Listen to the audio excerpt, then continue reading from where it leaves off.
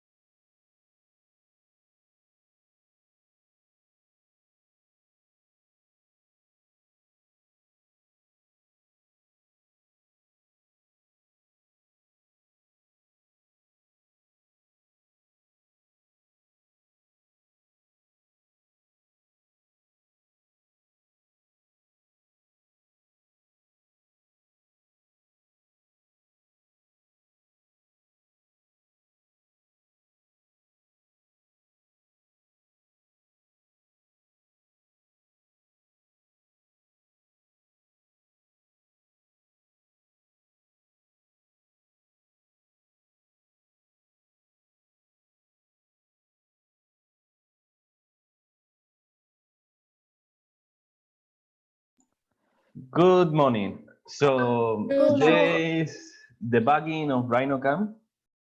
I'm here to answer all your questions and try to solve all your troubleshooting that you had during your trying to make the cam works for the CNC. So who wants to go first? I think Andrea had the first name, so I think it's fair that you come the first one.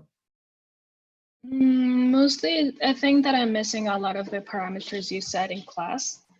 And that's one thing. And the other that is like probably the first thing we have to do is that I don't know if the free version allows to save the files. In theory, no, but what other like option or alternative do we have to save the things instead of buying the software?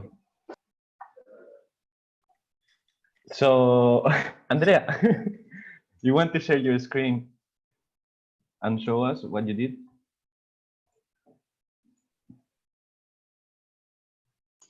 A second.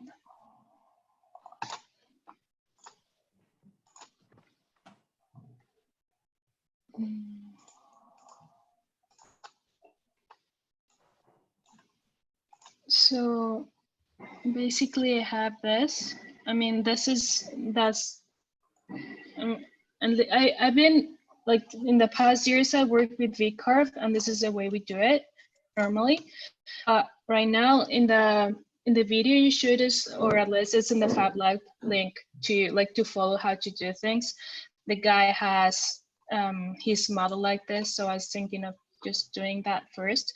As I'm using the whole table, or at least like the part of the wood that you're supposed to give us, I had to order the pieces like this, and I don't know if it's, I think it will work, but I was thinking of having the screws right here. It will work. Andrea, areas. It's always, even if you can do it with 3D models, I always recommend to work with 2D vectors, like the design that you have in the upright. Yes. Okay. It makes less problems. Also, I don't know, can you click on some of the lines? Is the lines need to be closed? Yeah, they are. Of your design? Okay. So can I you mean, move, this one is obvious. yeah. So. Can you move your design to 0, 0, please? So let's start since the beginning. Wait. Yes.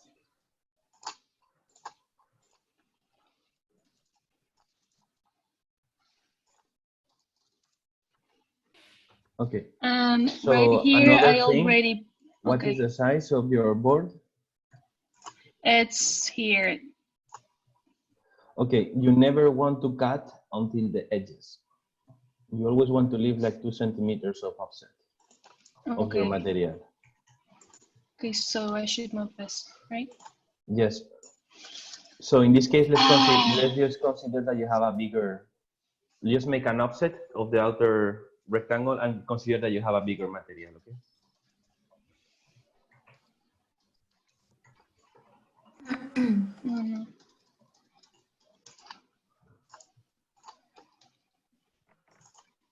Offset of 20, sorry.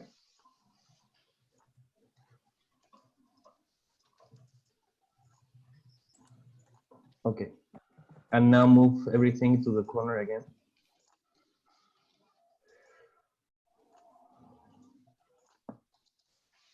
Okay, so let's go to the first one. You have the correct setup that is missing 3 success.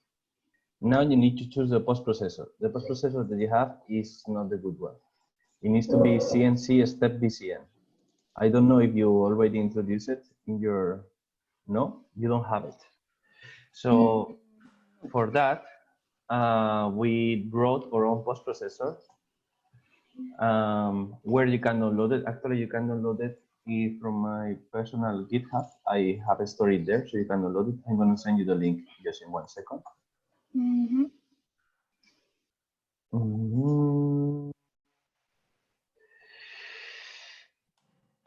CNC step BCN post processor.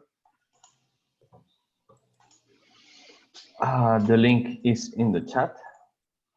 Okay.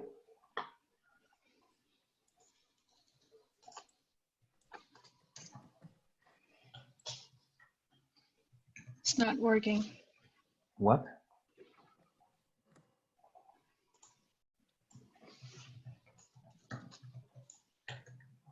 Yeah, it does the same for me. Okay, let me send you another link.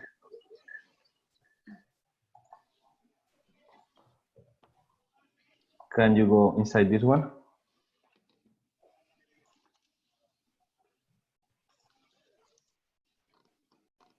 Yeah. Okay, go to repositories. And look for CNC step BCN. Down. No, just hover down to the list. There is not that many repositories.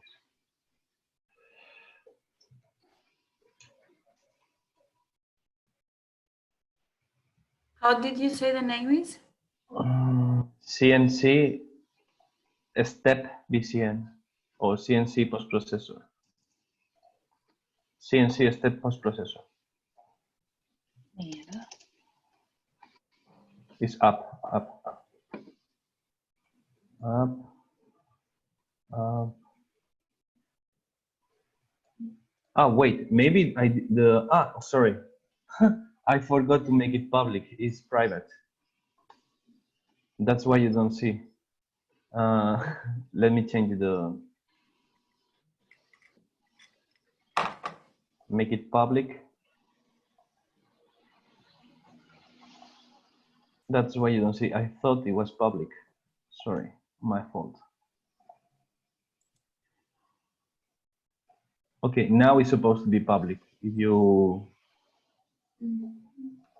refresh your page, it will show up. Yeah, there it is. So just download the folder.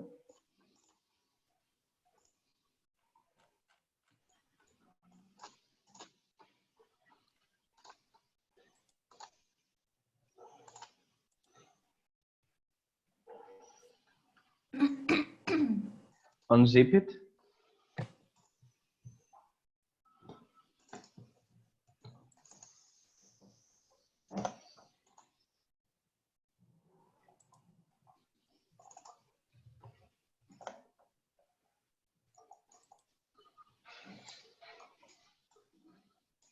I think I should do this again after I download the real one, right? I mean, like the one I can save the files. Okay, close the README. Okay, can you go to post in your RHINOCAM? So what? Go Here? to no. Yeah, you see the address, the folder address. Just copy the full folder. Yes, copy everything. Okay, now to go to a Windows folder and yes.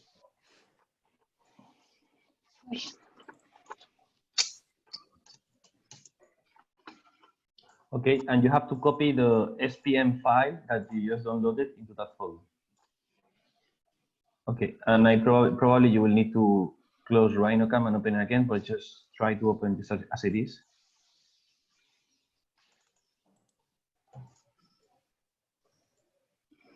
No, this is the folder. You need to go to current post processor. Maybe it will show up there, and maybe if not. Yeah, you can see it's CNC step BCN.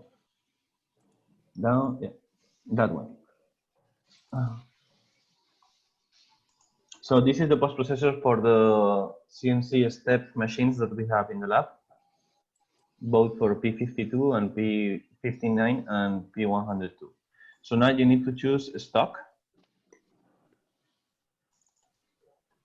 Okay, and you want to put the corner, the origin, in the top, up, left, yes. And the corner coordinate needs to be 0, 0, 0. It's really important because if not, you will make the offset in the negative. The origin will not be in the corner of your material. Is someone recording this? I guess, Yes, right? we are recording, yeah. Okay. So now type the size of your material, I think it's this one. or just copy model No. boundary box. Oh, Andrea, I think it's 1220. Yeah, because I you think put you told 20. us. I think Edu told us the other time that it has to be 60. watch out with the corner coordinates because you have them wrong again. But never mind.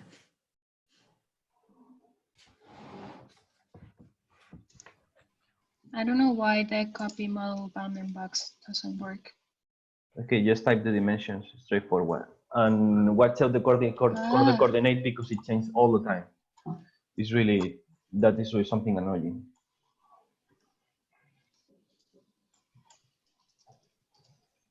Okay, okay, click OK. I'm not sure it's the right thing anyway. Yes. Okay, it's the same size as your design, but let's not worry too much about it. Okay.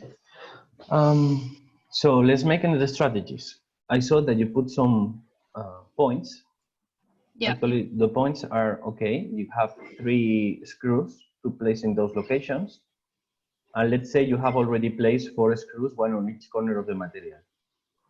So the first time you place your material, you put 4 screws, 1 in each corner. And after you need to send a file to put the points. Would be like this. Yes, let's say those ones you already put them without having to do the cam. This is just to fix the first fixing of your material. But the points that you have inside, you don't know the exact location and you don't want to mill over them. So for that, we will do a strategy that is just go down and touch 1 or 2 millimeters down. Okay. So for that, Okay, yeah. so for that, choose the 3 points, select them. I should erase this instead. Yes. And what you're going to do with those ones is create a machine operation to access, and this is going to be engraving. Okay, so you select your tool. And you don't have, so you need to create a new tool. This is, it's because I already did that. Okay, so, but let's check the values. Yeah, yeah. Okay, first is this is a flat end mill, so it's okay. It's important because up in the left, we can see that there's a lot of type of end mill, ball, nose, conical, etc. So it needs to be a flat mill for sure. I recommend that you say mill fab lab and you state the diameter in the name. Quite important, so you don't make any mistakes. Okay. Hold the diameter and hold their length. There are values that actually we don't want to worry too much. That will be for proper visualization, mostly. We need to go to the first thing that are the total diameter of the end mill and the cutting diameter of the end mill. That is the shank diameter, that is 6, and the tool diameter, that is 6. So it's perfectly okay. We need to state what is the length of the cutting part of the end mill. Don't know if you remember, I will go to take an end mill and I will show you in the camera. 1 second.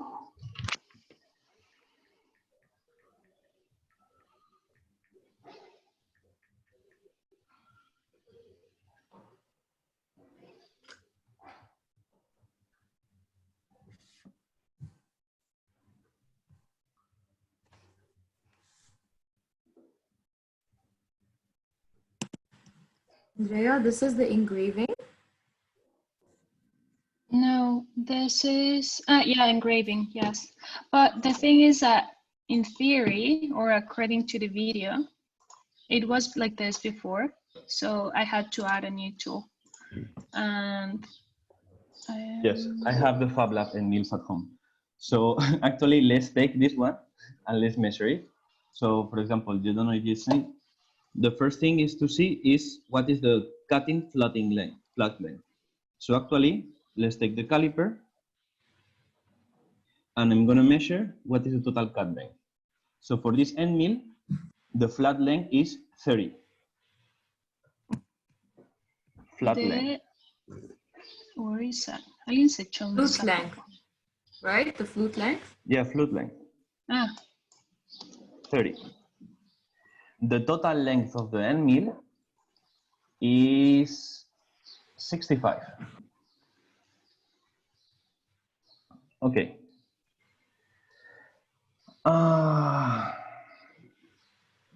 And you can click, let's go to speed and speeds. And let's state the correct feed values. So that is 80,000 RPM. We are rotating clockwise because most of the motor CNCs rotate clockwise. And you are cutting blind plywood. So you know how, you remember how to make the equation?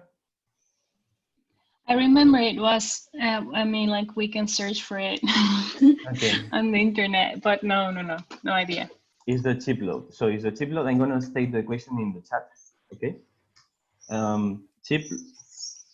Chip load equals the feed rate divided by the number of flutes per,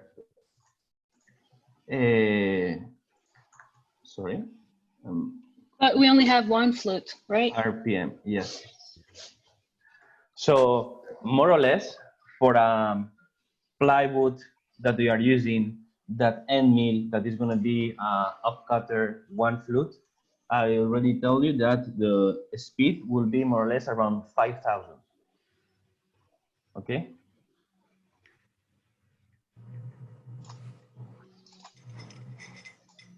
No, cut, yeah. So you are okay, you are going slightly slow, but it's perfectly okay. Okay. So we have the engage approach. And sorry, what do you mean with feather rate? Feed rate? No, feather rate. Feed. Ah. Sorry, I typed it wrong. It's okay. like that. Feather rate. Yeah, I was like, okay. So you got a cut. So engage, approach, and plunge is when the machine, if it's gonna, how it moves is, plunge is the speed that's going down. Approach is the change of the speed between plunge and cut. And engage is just something intermediate between approach and cut. So actually, approach and engage, unless you are doing really precise milling, will be always the same. Plunge, for 2D cuts, you always want to penetrate in the material slowly, so you don't hit the material too hard. For 3-dimensional cuts, it will be really similar, the cut speed with the plunge. But for 2D and 2.5D, I always state to cut at 2/3 or half of the cut speed. So right now, your values are okay. Let's say they are in the safe zone. So there's no problem with it. And after, we have retract and departure. The retract and departure are just the opposite. It's how you lift up of your material. So the usual is to lift up as fast as possible, so you don't lose time. So having them at the same speed as the cut is also okay. Okay. And transfer speed is the speed when the machine is moving in the air. You can set up different ones. Use rapid will set up the defect speed of the machine. The machine by defect has some speeds for moving in the air. So use rapid will mean it will use the machine one. And set, you are setting up a specific air traveling speed. So only, for example, sometimes you are moving really complex cuts and you want to move slow, so you have time to react to stop the machine in case something goes wrong. So set speed is where you will put another speed that maybe usually will be slower, so you can actually see the machine moving slowly in the air. But as general, we use rapid, so it's okay. So save edit to tools. And this one I changed Yeah, to. it's half of it, it's perfect. Save edit to tools. Okay, that will be, maybe it depends on their version, is because the tool length and the flat length cannot match. So the tool length is 65 and the flat length is 30. So that means the shoulder length should be 35. The Shoulder length. Shoulder. Shoulder. Let's try now. Save it to tools. No, save. What? Go to properties. Is it this? Carbide. That really doesn't matter, but just resistor com. It's dapper.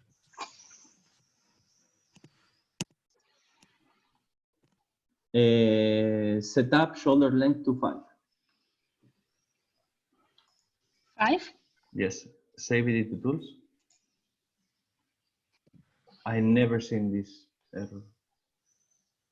Actually, that's really weird. Can you please make a new ending? Completely new ending?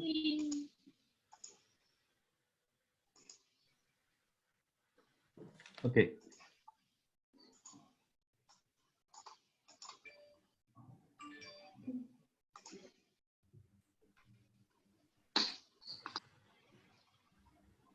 Choose flat ending.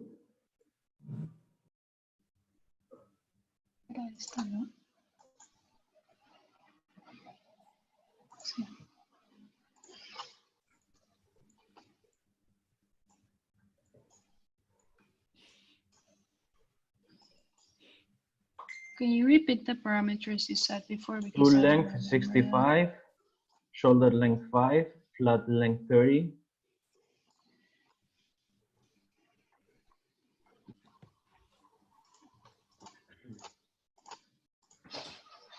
What does carbide mean?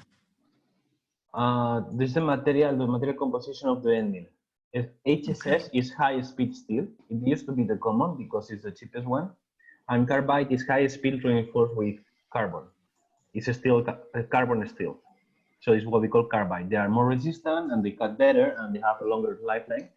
And right now is quite easy to find them, and they are nowadays like usually it's like 1/3 more of the price, like 30% more, but really deserve it, but because you have better endings.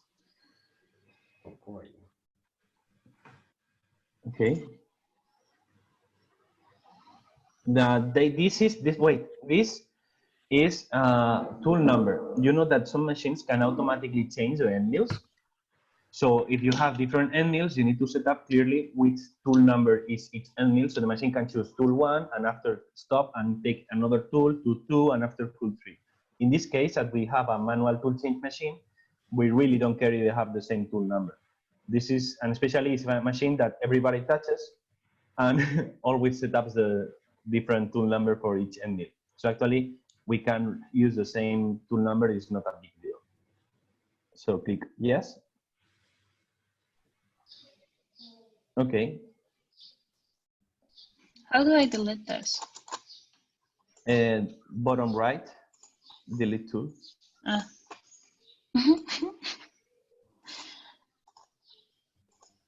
Okay. So something was wrong. Maybe this was the incorrect ending before, or maybe just had a bug in the memory. Okay. So you have made your tool. So you need to go again to axis, engraving. Exactly. You have the 3 points, so it's perfect. So let's go to tools. So you have selected it. Perfect. You don't need to do anything else. So let's go fits and speeds. So if you have set up your speeds correctly in the end mill definition, here all the values should have been edited. So we should not need to review this value, but just for safety, let's review them. So speed 18,000, launch is 2,000, approach 2,000. So everything is okay. Perfect. Let's go to clearance plane. Okay. Part Z, it means on the material move 20 millimeters up, so it's perfect. Let's go to cut parameters. And we need to say state how much we want to penetrate in the material. Usually for placing the screws, I always punch like 2-3 millimeters. One sometimes is not enough because we haven't fixed the material properly and the material might be uneven. So sometimes if you plunge one, it doesn't touch the material, and sometimes it punches too much. So as we're gonna put in a screw and that material is gonna be left over, yes or yes, we really don't care if penetrate 2. So 2 millimeters is okay. So let's go to entry exit. And by default, for the holes, we just want to have vertical holding. So it's none and none. Just go above the point and go down a straight line. So advanced parameters. This is something that we usually don't touch unless you are doing really small things. And sorting, that is just reorder the points or order the cutting order, so it takes less time. So we go always to minimum distance sort. But this is something really personal, and some people just do different type of sorting of the material. And we generate. Okay, so you go on three-dimensional view, you should. And also this is a perspective. Yes. For me. Yeah, you can zoom in on the point. Yeah. You will see that there are different colors for the speed and the penetration. That as we are penetrating only 2 millimeters, it's going to be really small and we almost cannot see. So let's go for the next thing. That are the pockets, no? Yeah. In this case, I should move them all to 0. But anyway, in this cases have cut. So I should probably do this first, right? That's called a pocket. Okay. Because you are not cutting completely through your material.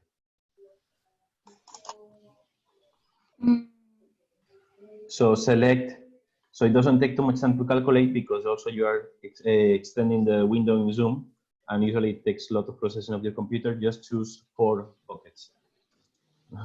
Don't choose all of them.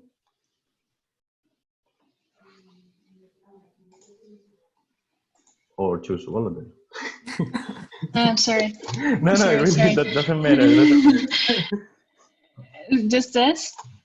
Yes. Pocketing, perfect. Okay, let's go to tool again. Let's check. Okay, your end mill, fit and speeds. All the values are okay. So clearance plane. Once you have set up one profile, it's really repetitive, everything. So now let's go to parameters. We just need to check every time that we are cutting correctly. Here, this is something that RHINOCAM does, and I usually change it. You see tolerance is 0.1 and the stock is 0.6035. Actually, that is the accuracy on the pocketing. And in pocketing, usually RHINOCAM by default much less accurate cuts. So you always reduce the stock to 0. That means don't consider any offset. And after we have the cut pattern. That is the offset spiral, linear, spiral, radial, high speed. So for this case, this kind of pockets, I usually use offset. But really depends on the size and the geometry of your pocket. If your pocket is really elongated, sometimes the linear is shorter and take less time. If your pocket is more like a round shape spiral, it's more efficient and usually gives a better finishes. But this also depends on your material. If your material is, in this case, offset will work well because these are really small pockets. Sorry. No, don't worry. It's completely normal. So, for example, in another reason why to choose the other type of cutting patterns will be your material homogeneity. So for example, wood is not homogeneous, so it will cut better in one direction than the other one because of the wood grain. So for example, if your material is natural wood, that all the lines are in one direction, I will yes or yes choose linear one. But in this case, as it's plywood and it has like more or less bidirectional layering of the wood, of the grain, I will choose offset. Cut direction. You remember we were talking about climb and convention. Sorry guys. Luan, can you please mute because I can't hear anything? Thank you.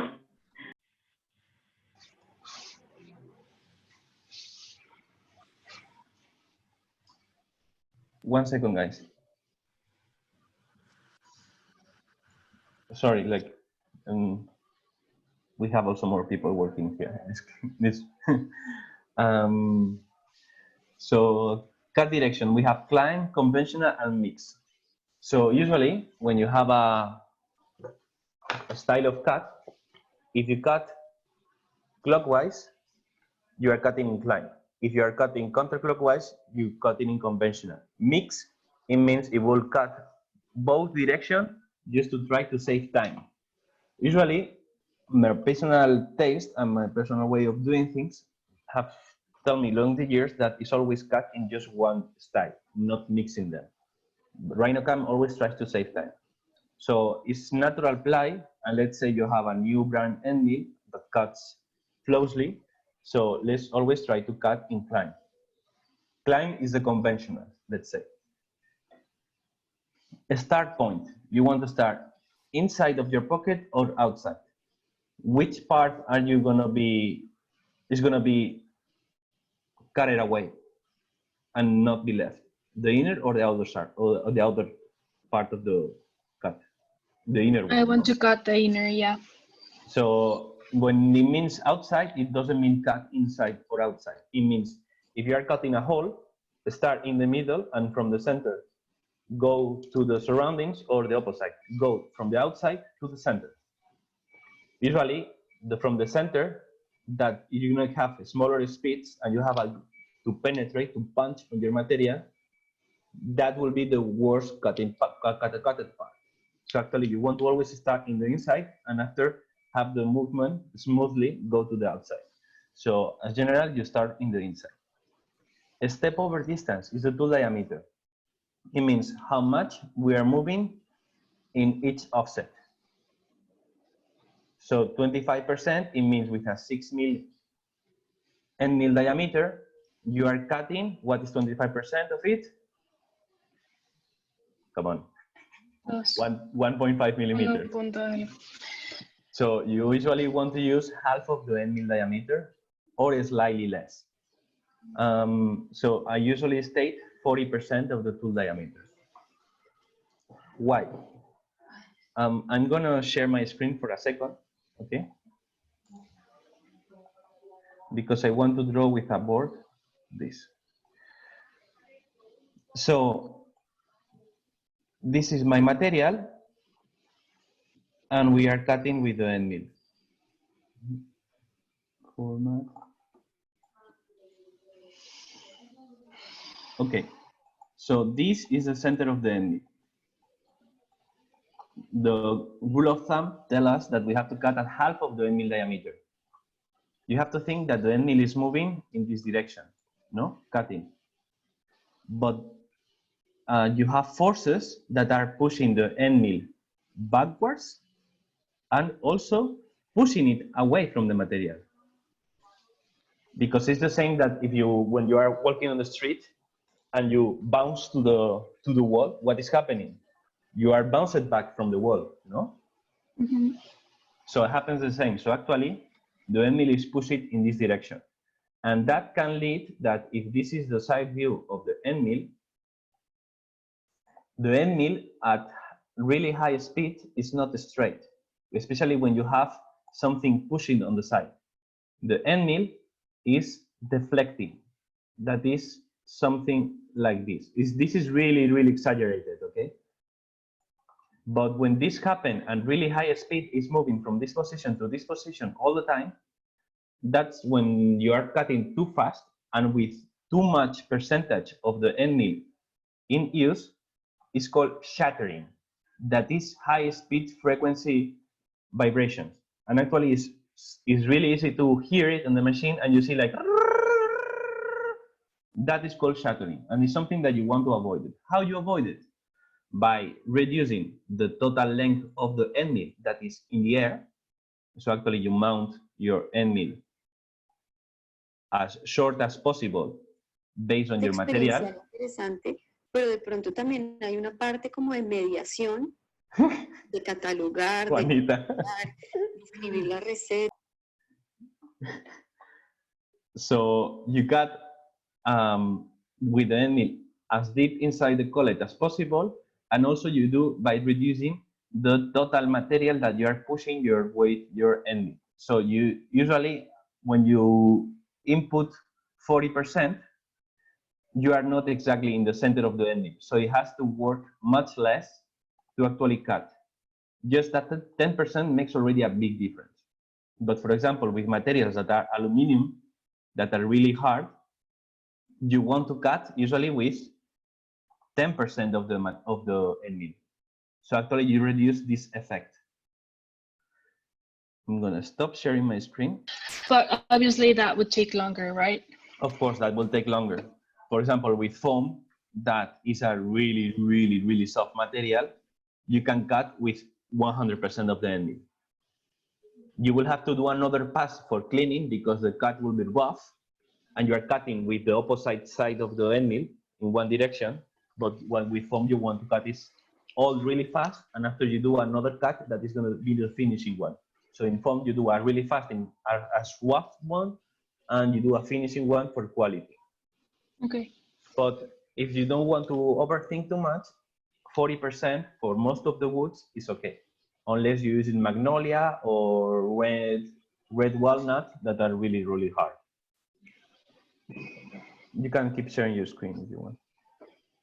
If I want. I'm just kidding. Okay, so 40%. Corner cleanup looms. This is something that usually we don't do, just because it takes more time, and basically that it will go over the corner again just to clean it up. It's more or less obvious. So let's go to cut levels. But when you're doing press fit, isn't the cleanup a good idea? With wood, really doesn't make that much difference. Like your hammer will work better than the cleanup.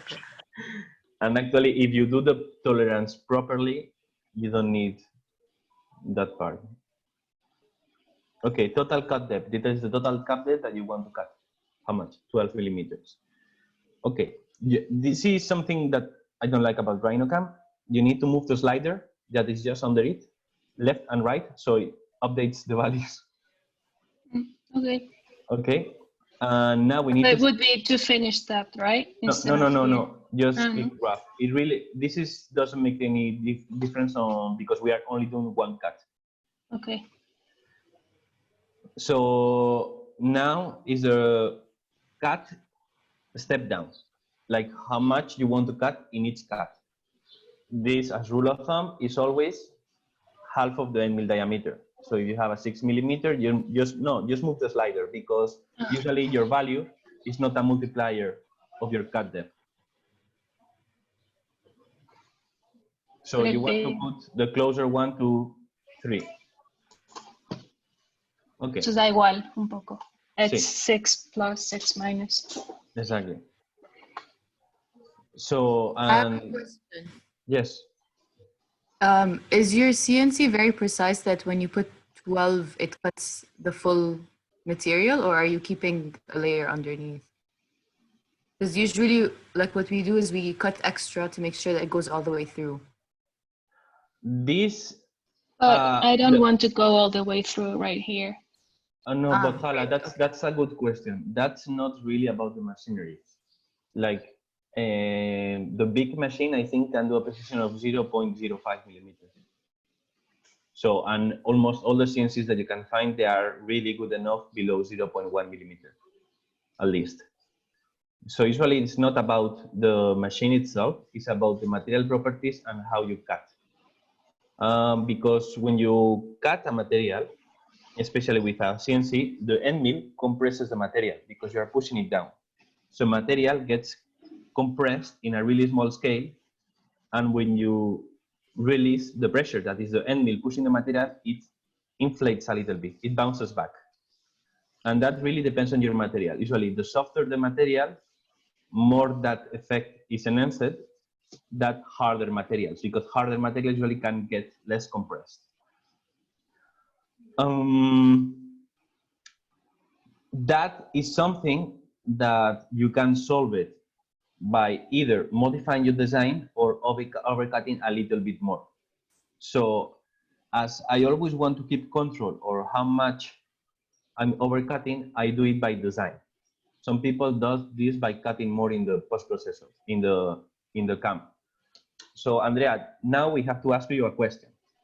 If your pocket is 12, the mail that goes inside is 12? No. Or is it slightly shorter? Should be 12, no?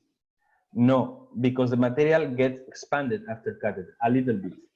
So actually, if you make a 12 millimeter pocket, you never want to have an insert of 12. You want to have an insert of 11.8, 11.7, or really that depends on the material. So the mail usually is shorter than the hole. Okay. Because if not, it will not go exactly through the material. So as Hala say, your design doesn't account for tolerances, you need to solve them on the CAM. So for that, you will need to cut slightly deeper. So you need to cut 12, let's say 12.5. The total cut depth. And now update all the sliders. Yeah. Let's go. Yeah. Pocketing, X3 exit.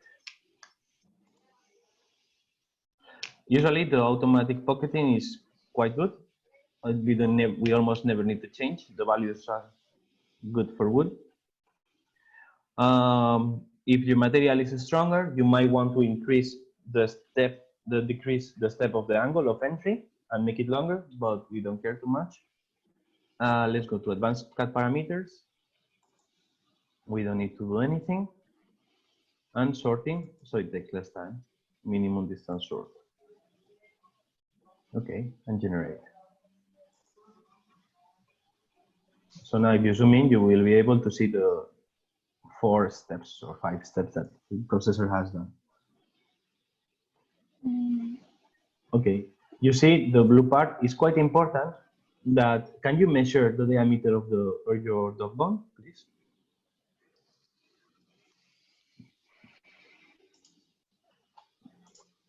Six. 6. This is something that you need to be really careful. Can you open again the two-axis pocketing?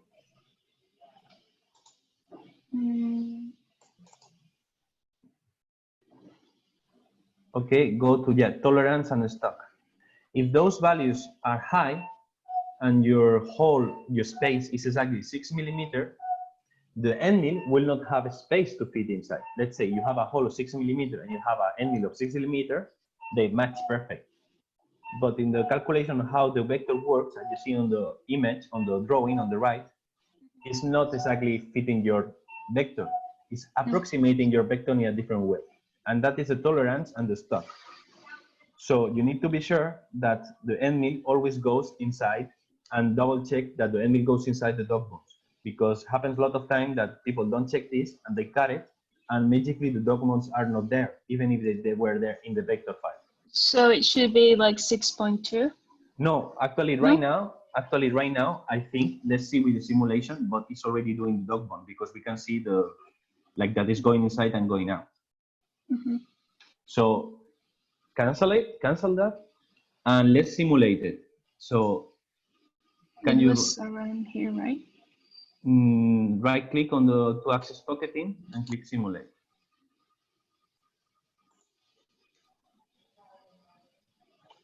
So it's doing It works. Yes, perfect.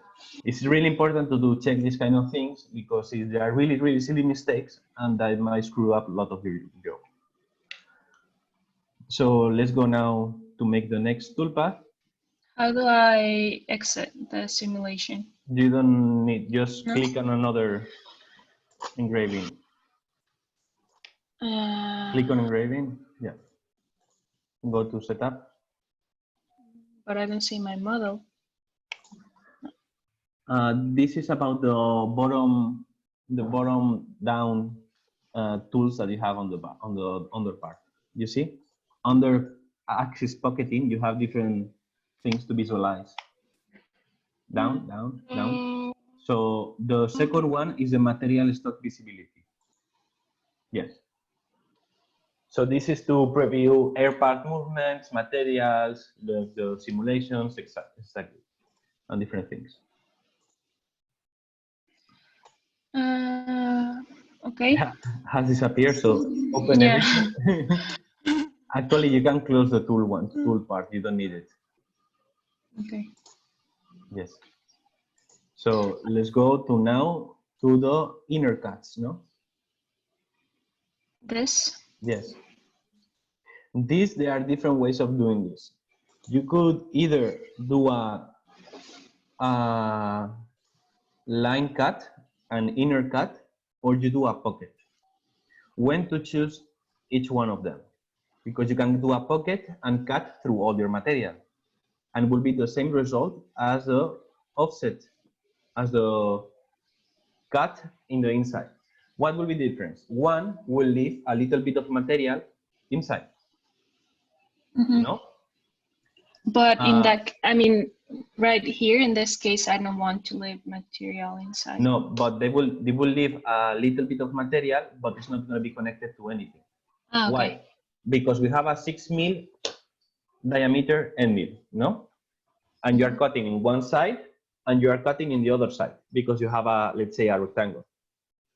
6 plus 6 is 12. So the inner part of wood is going to be 3 millimeters. Because of vibration, etc., that part will be around 2 millimeters. So it's going to be a piece of wood, a thin stripe, that is not going to be dangerous because we are almost destroying all the part of the wood. Everything that is inside. What happened? Let's say, for example, I'm cutting a bigger part like this. If I want to cut everything, if I want to cut and take out this part, if I do a pocket, I will take a lot of time, no? Because I need to destroy a lot of material. If I want to cut on the inner part, I will have another problem. That will be that problem. That this part will be loose. So this part can move and break my end mill and fly away, and it's big dangerous. So for bigger part, the solution is easy. We take in cut and we put tabs. When it's really small, we also do in cuts, but with shapes that are something in between. Let's say, for example, circles, especially circles are dangerous because they tend to fly away really easily. What you want to do is a pocket. So the part doesn't fly away. Circles, because of the geometry and the size of the geometry of the end mill, they tend to roll on the end mill, start rolling inside the hole and fly away. So with something that leaves, let's say, a bigger material, a size of material that is bigger than a cube or 2 by 2 or 3 by 3 centimeter, you want to prefer the pocketing.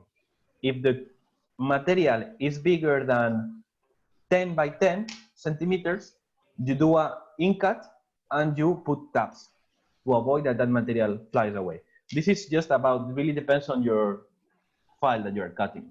So in this case, your material is going to be really small, so we consider that in cut is already almost a pocketing, and actually it's faster. So let's do a profiling.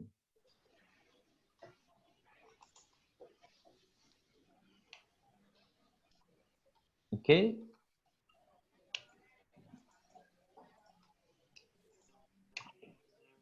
The values are okay. Clearance is okay. Cut parameters. Did I move this again? No, you don't need to change. Actually, before we were doing a tolerance of 0.1, now it's 0.03. Actually, it's more accurate. What you need to choose is weight.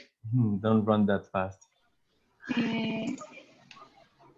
Actually, This? it's exactly.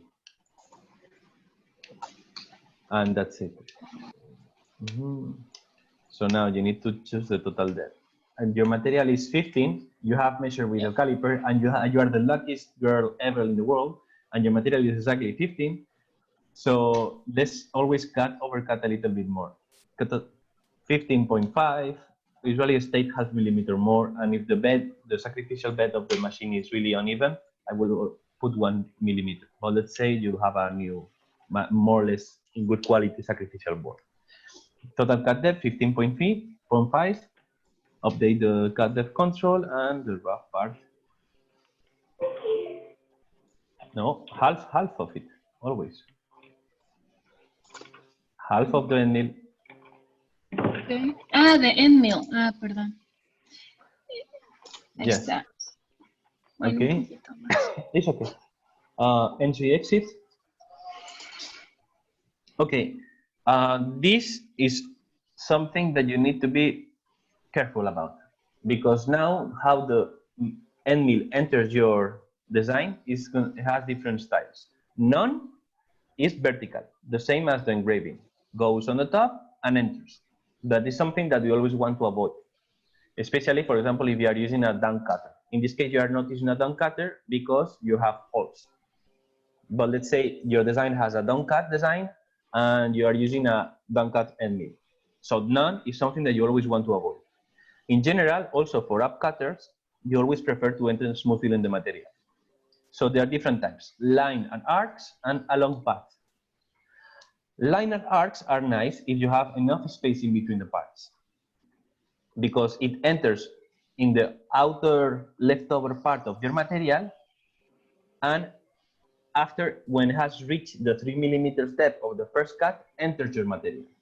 And actually it's good. What happens is we usually tend to match as many parts as possible in the less amount of space. So the location of the linear and arc entered could actually cut another of your parts that is not being cutted now. So I always prefer to cut a long path because it kind of does the same, but in my design, along my design. In the case of this, it would be useful to use line and arcs, right? Because they're quite big and there's enough space between things. The problem of line and arcs is you don't control exactly when it's going to start.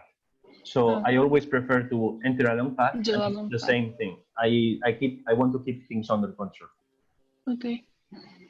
And after we have the exit, that is exactly the same, and none that is go up vertically. So actually, exit in a smooth way is not really necessary. So I always choose none. Other thing is line and arcs. You can choose. There is something bad that happens, especially in ink cuts. Let's say, for example, you are cutting doing an ink cut, no? The entry, where will be? In the leftover inner part of your material. In case of line and arcs, okay, no problem because it's a leftover part. But the exit, if it's line and arc, what is happening? Your leftover part is already loose. So actually you are hitting your material in a piece of wood that is loose, or is being held by small tabs. And actually, it's easy to break them out. So actually, if you just choose line and arcs and you just put tabs, you don't have a screw holding that piece of inner leftover part of material, that piece really probable is going to fly away. So always, I prefer to avoid this kind of thing. Always choose none for the exits. Go up vertically. Advance. We don't need to touch. No, this is tabs. Actually, you don't need tabs in this case because they are really small. Cornering parameters, we don't need. And sorting. Actually, can you check? I do have, where exactly do you change that you want to go, like from the outer part of the path or the inner part? Here? What do you mean? You you mean want like if you have the meal and the shape, imagine it's this, and the shape is this path. Imagine there are two options. One is to go like have the flat meal go around that path, and the other is to go inside that path. that should be in cut parameters. You have already chosen. No? I see. No. No, actually, no. Down. Use outside, inside for closed curves. Down. Cut inside. You didn't choose it. Cut inside. Up. Espera. Yeah, there. You have to click and now see inside. Okay. Okay. We What were version of RHINOCAM do you have? the latest, I think. I downloaded Okay, because like 2 weeks this ago. menu is new. So actually, I think it makes automatic dog bones. Can you click in dog bone and just want to see? Where's the dog bone? Down. Here. There. Oh my God. They finally enabled the automatic dog bones. You can get the crack for this one and share it with us. Finally, like after so many years of this, simpler programs does this automatically. Okay, just click in chart because you already enabled the dog bones in your design, so you don't need to do this. They still just needed to work on Mac, and that software would be perfect. Pablo, nobody wants to work in Mac for industry. Sorting. In design industry, yes. Don't be mean. Yes. Not in the fabrication web. Okay, minimum distance sort, so generate.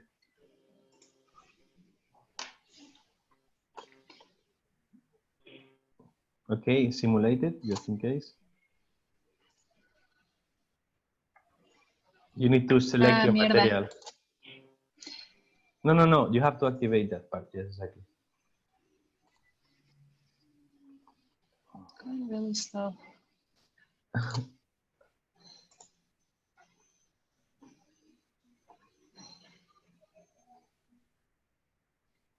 Why didn't it like go all the way here?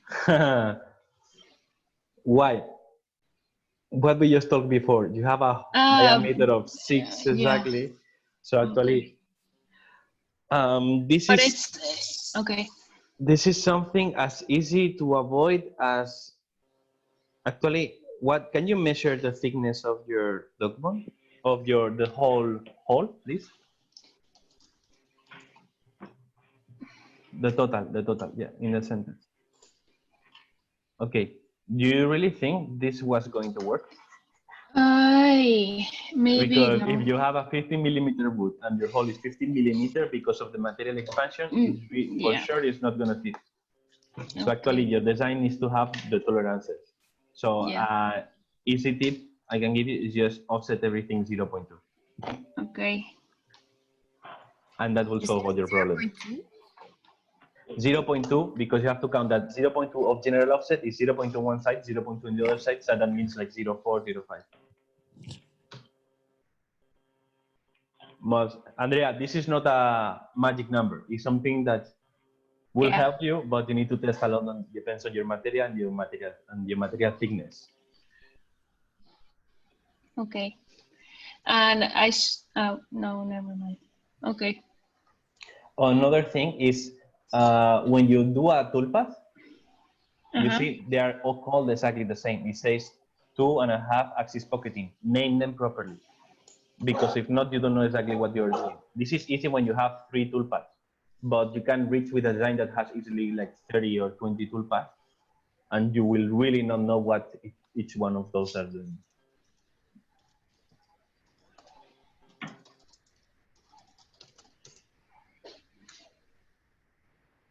Okay. Okay. Half cut pocket. No, actually it's wrong. No, this is the other one. This is in cut, and I usually personally state in cut and the depth of cut. In cut like 15.5. This is something really personal. Each one does in a completely different way, but it's something that you need to account for. Debería ser el 3. Okay, so the last one, right? Actually, have you made the offset? No.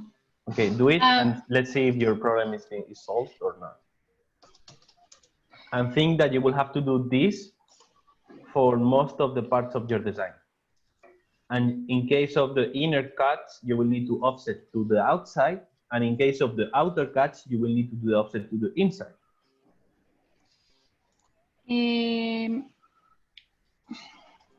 So it's 2 millimeters, right? 0.2.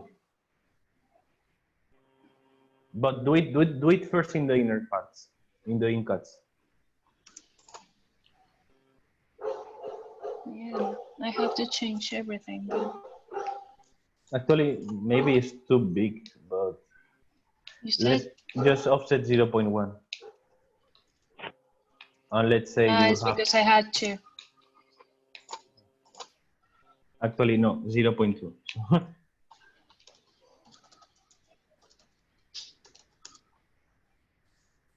Yeah.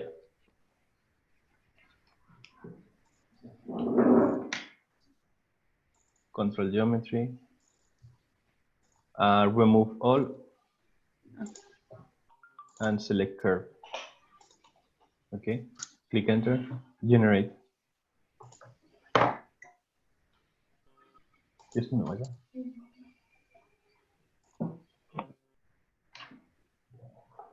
Much better, no? Yeah. Okay, this is something that you really need to be really careful. This depends also on the software. This is something that RHINOCAM does. For example, I know Aspire doesn't do this kind of things. Okay, let's go to the outer part. But actually, you can do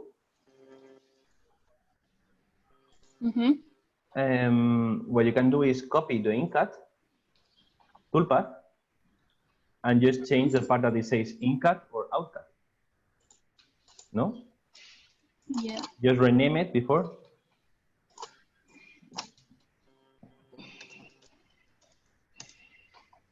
Okay. Remove all, select curve. Which one you need to choose now? No, I have to do an offset, but the the interior other one. side. You need to choose the interior one.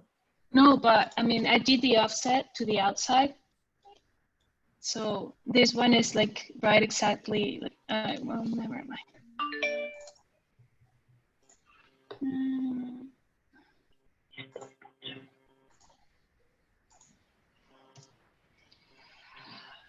Okay.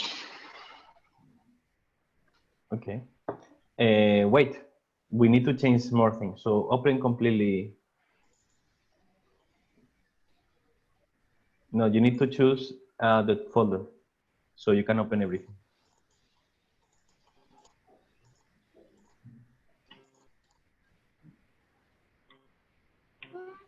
Okay, just go one by one. It doesn't open in this case. File and Emil, okay, let's check the fit and speeds.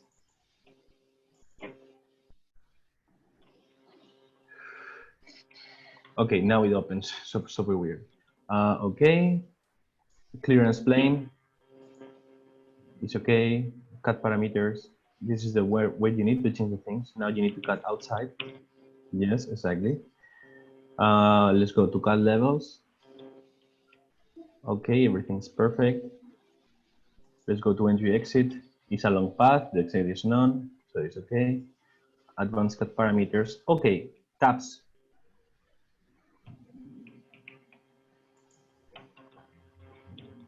The size of the tabs and the dimension of tabs depends on the material. If the material, in this case, is plywood, usually with a 2x2 or 2x4 or 2x3 works well.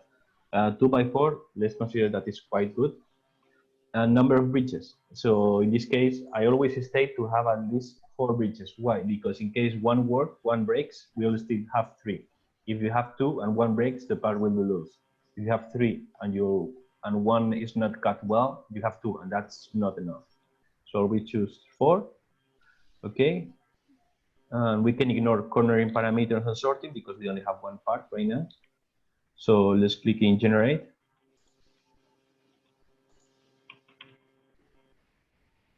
Okay, zoom in to see the dog bones.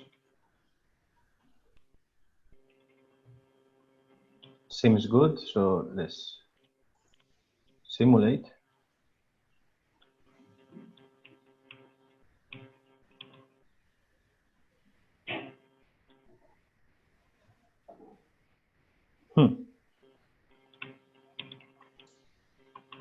You see, it's funny, it's doing one of the dog bones and not the other one. Yeah. So are you sure that all your circles have the same dimension? Yeah. See.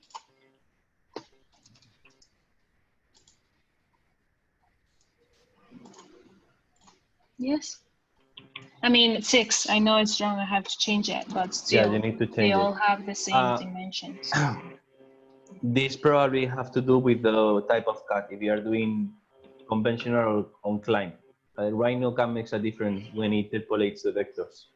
So let's try to solve it in a different way. Let's go to open the menu, please. Clearance. No, sorry, close that part. It's not clearance. It's fits and speeds. Let's choose fits and speeds. Okay. Is cut levels or cut parameters? Here? No. Cut parameters. Where's cut No, no, no. parameters? No voy a clicar. Where's cut parameters up here? I was Yes. looking for it. Okay. Choose the tolerance to 0. This is a nasty solution and sometimes works, but you want to do your design with tolerances, okay? And also having Save, a tolerance, right? yeah, generate. You need to regenerate over time. Okay, so that's why it doesn't work. Sometimes it works, sometimes not. So what you need to do is change your design to have a slightly bigger tolerance. Okay. Just make an offset of 0.1 to the inner part, and that's it.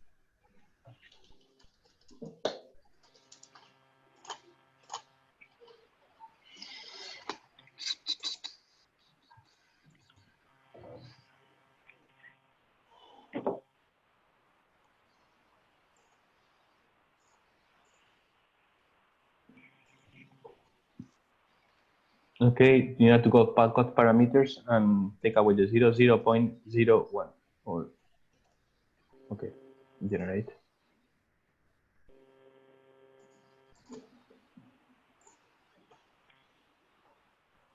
Yeah. There you have. Okay. So now, if you click in setup, you right click in setup, you can see information. Here it states how long it will take to cut all your design. It's a lot just for these things.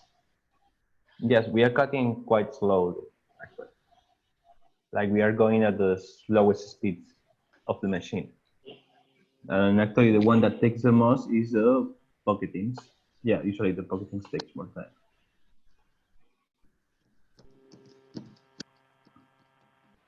Can I change the speed? Just change it to 5,500. Also, this menu is okay because you will see the cut fit of your design, and it will check that you have state 10 more than you should. That is something that happens when you usually type like 5,000. It releases, and some people just type like 15,000 or something like that. So click OK. More than reducing the augmenting the feed rate, that I will do it with, for example, 5,500. I will augment a little bit the step down, like the plunge. You have a really slow plunge. And another way to have more accurate information timing is if you click on, for example, go to pocketing, access pocketing. Right now, the program doesn't know the air traveling moves speed. No, you remember? You go to fits and speeds. Right now, you say that the transfer speed is rapid, is slow. Actually, we know, but this is something that I can tell you, like the air traveling speed of the machine we have is 12,000. So you can click in set and just put 12,000 so you can calculate more accurately the speed. Okay. Also, you can augment, for example, the plunge, approach, and engage. You can use 3,500. Still is safe.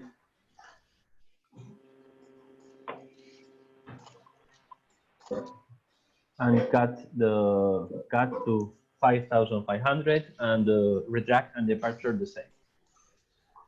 Okay, so generate.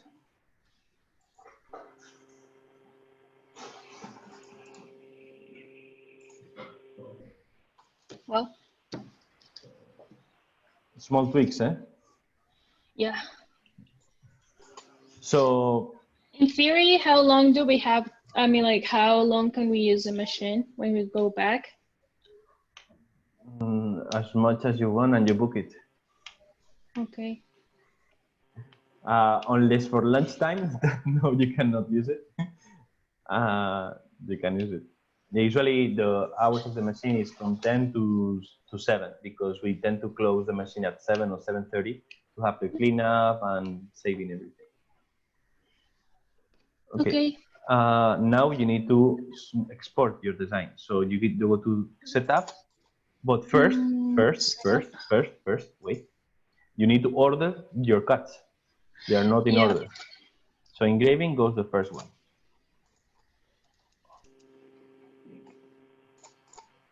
Can I? Yes. Yep. Then. In-cut pocketing really doesn't make any difference between both. The outcut is the last one. So you want to save different files, one for the holes and one for the rest of the cut. So you click in engraving, select engraving, and right click, and post process, post, up.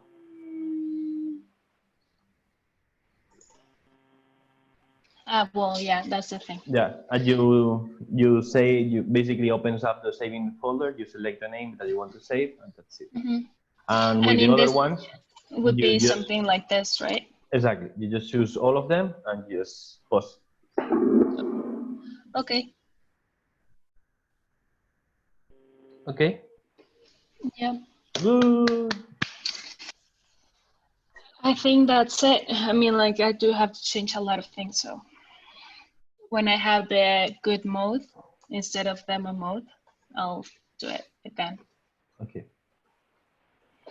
Anybody from the class, if you didn't fall asleep and is following, have some questions?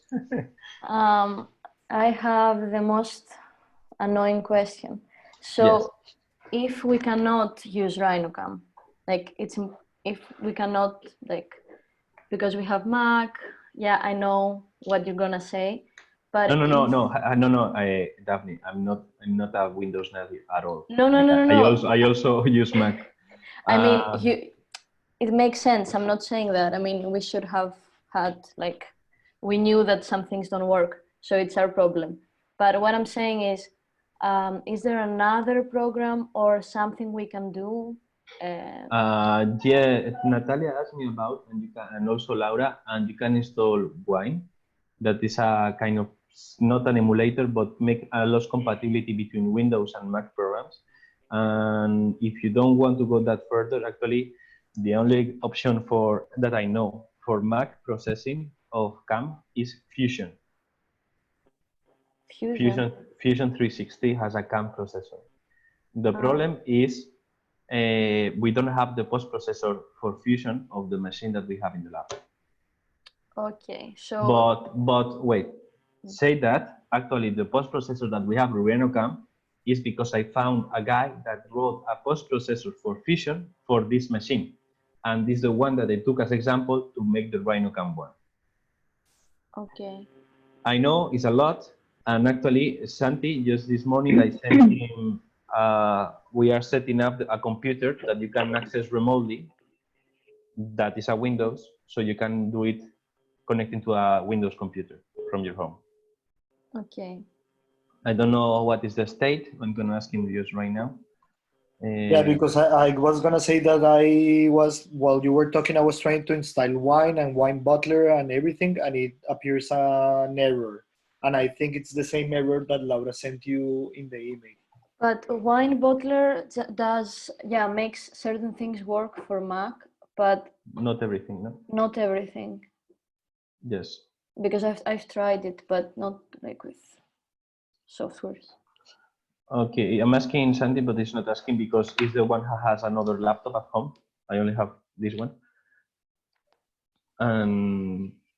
But it's setting up a TeamViewer session. I don't know if it's TeamViewer or another program to actually allows you to have RHINOCAM, to control RHINOCAM remotely. I mean, we can do it with TeamViewer also, right?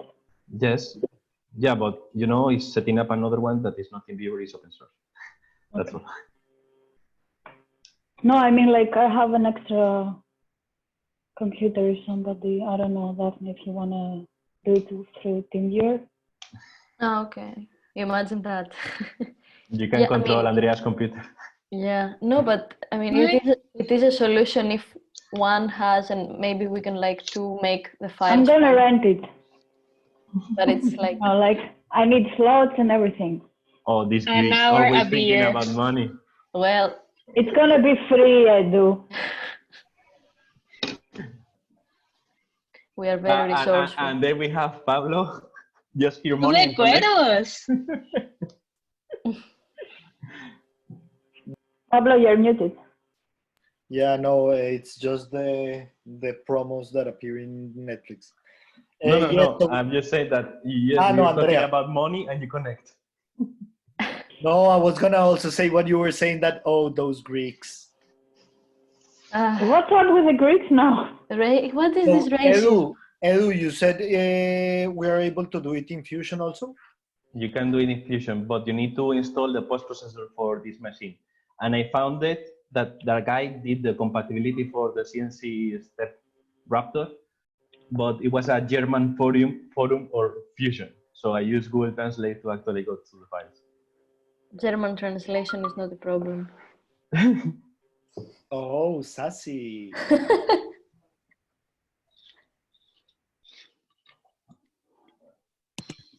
Edu, Yes. do you have like 5 minutes so I can show you something on my website because I cannot fix it? Okay, let's transform this into a general debugging class. Okay. Okay, so I'm leaving. Bye, guys. Yeah, me too. Bye, Thank you, Pablo. Edu. In the moment we Can have, you send us that we transfer with the file when you can? in the moment we have set up the TeamViewer thing of the other computer, we will send you the link. Okay, this will probably happen today or tomorrow. We are trying to solve it. Thank you. BNC.